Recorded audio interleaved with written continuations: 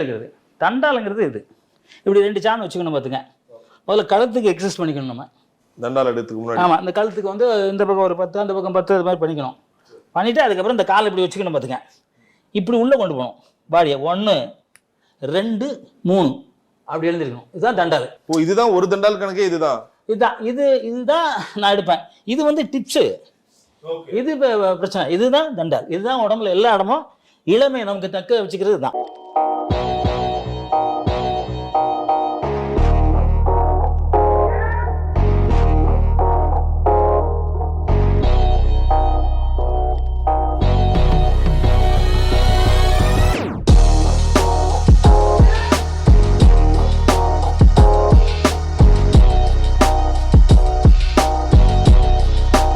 வெற்றிக்கு பின்னாடி போகாத, உனக்கு பிடிச்ச துறையை தேர்ந்தெடுத்துக்கோ, அதுல உன் திறமையை வளர்த்துக்கோ, கடுமையா உழைச்சிக்கிட்டே இரு.